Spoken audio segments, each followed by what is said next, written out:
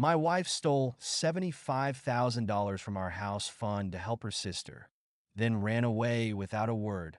Now, she wants me to fix what she's ruined. I'm 34, male, and I never thought I'd end up here, writing this down like some kind of cautionary tale. I guess I thought my marriage would be different.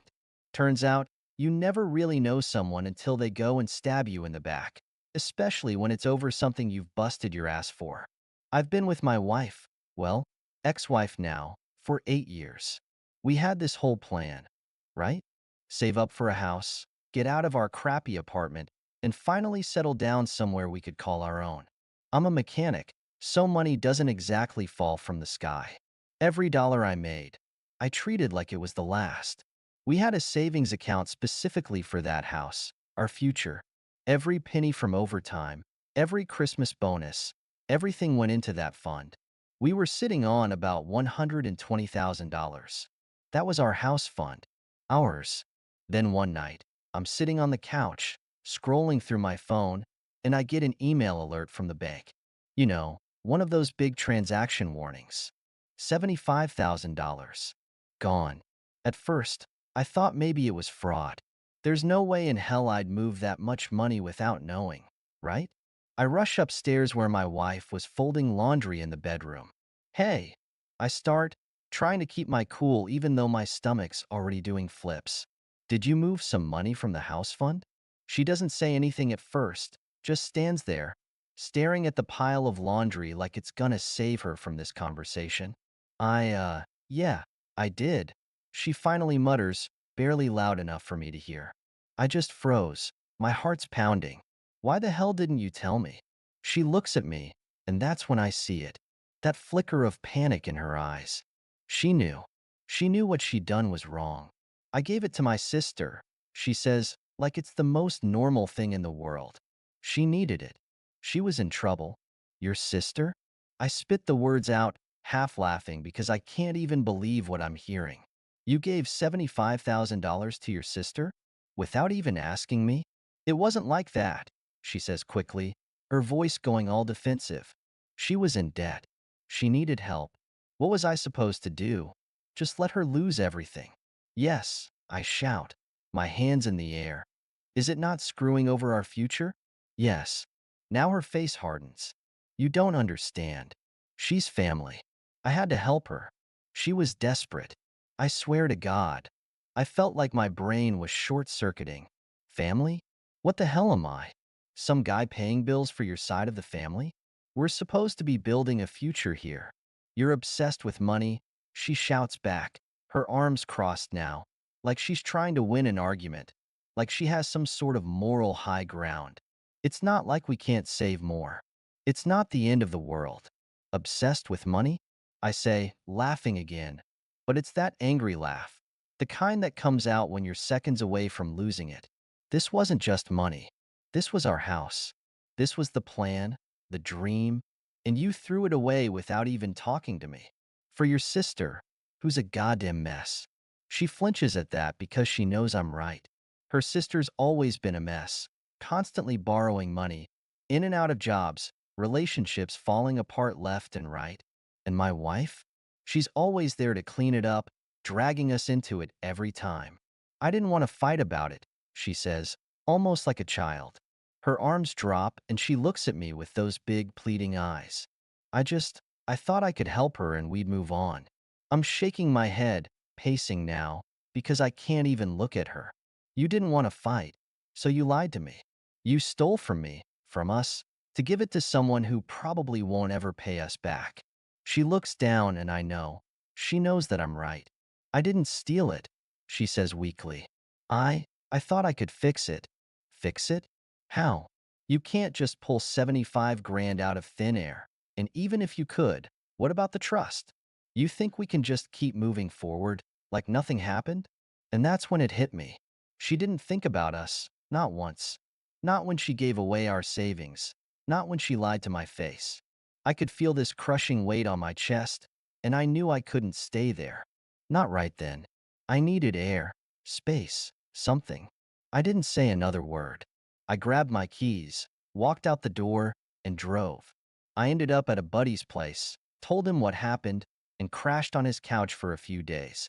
I thought maybe she'd come to her senses, maybe she'd apologize, try to make things right.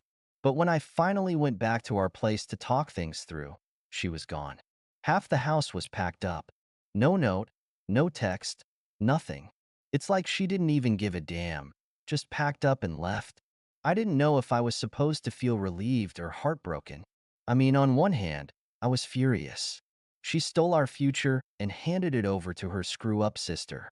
On the other, though, it felt like my life had just been flipped upside down, and I wasn't sure where to go from there. Weeks went by. I kept my head down, focused on work. But I won't lie. There were nights I couldn't sleep. Nights where I just kept replaying everything in my head. Every argument, every little moment where I wondered if maybe I'd missed something. But then, out of the blue, she called. It was late. I didn't recognize the number, but I answered anyway. "Hey," she said, her voice soft, like she was testing the waters. "It's me." I didn't say anything. I wasn't going to make this easy for her. She didn't deserve easy. I need to explain. I almost hung up. Almost. But part of me wanted to hear what bullshit excuse she was going to come up with this time. "What is there to explain?" I said, my voice cold. "You gave away our savings, and then you ran." That's the whole story. There was silence for a beat. I could hear her breathing, like she was trying to figure out how to spin this. My sister. She screwed me over. She finally admitted. She took the money, and she's gone. I haven't heard from her in weeks. I was wrong. I leaned back on the couch, my anger bubbling up again. "Oh, now you're sorry?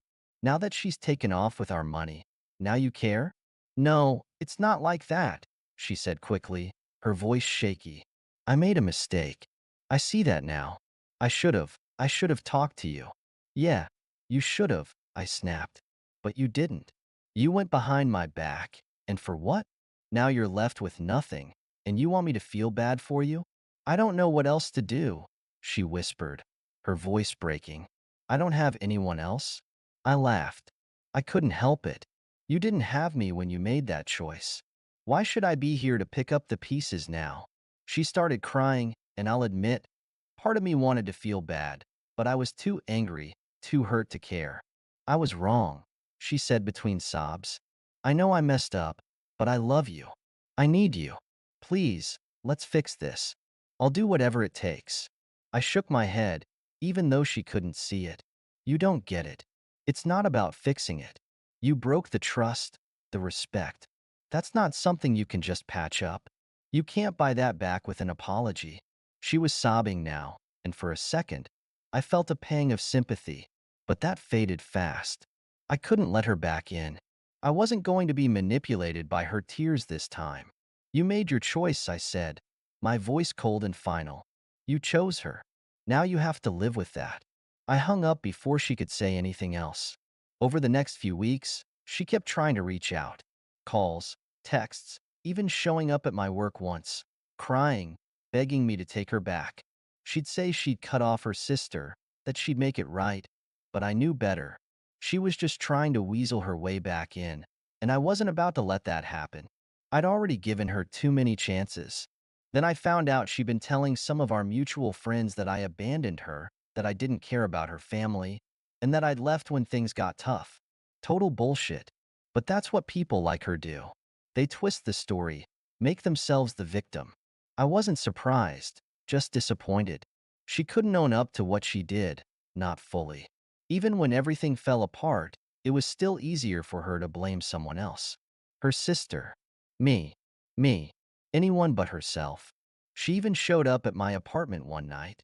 It was late, and I could hear her banging on the door before I even got up from the couch. Part of me thought about ignoring it, but I knew she wasn't the type to go away quietly. I swung the door open, and there she was, soaked from the rain, looking like a complete wreck.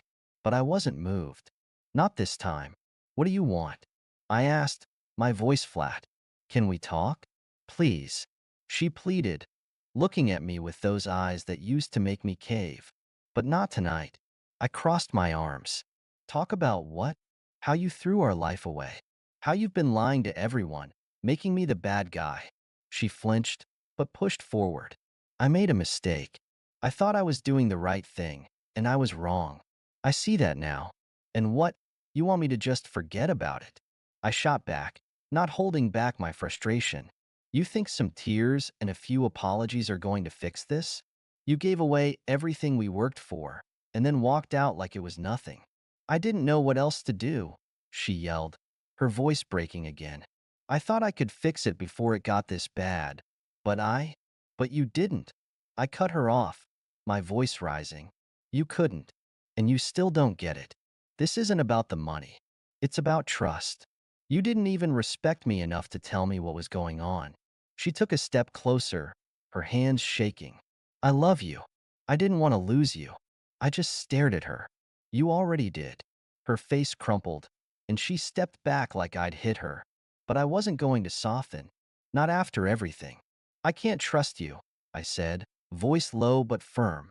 Not anymore. And without trust, what's left? She opened her mouth like she was going to argue, but then stopped. Her shoulders slumped, and for the first time, I saw it. She finally got it. This wasn't something she'd just fix with an apology. She had shattered something that couldn't be repaired. I'm sorry, she whispered, tears streaming down her face. I really am. I didn't say anything. I didn't need to. I stepped back, closed the door, and that was that. I stood there for a minute, just listening to the rain and her footsteps fading away. It should have felt like closure, but honestly, it just felt empty, like the weight of everything was finally settling in. The months that followed were quiet. She stopped calling. I moved forward. There wasn't some dramatic comeback. No big resolution. It was just life, day by day, rebuilding myself after the betrayal. In the end, I guess I learned that trust is a hell of a lot harder to rebuild than money. I can earn more. I can save again. But once someone breaks that trust, it's like a mirror. It'll never look the same, no matter how hard you try to glue it back together. So yeah, that's my story. Not looking for sympathy, but if you're out there and someone's screwing you over like this, don't wait around for them to fix it. Trust your gut, and don't let them pull you back in with pretty words and empty promises. Thank you so much for listening to my story.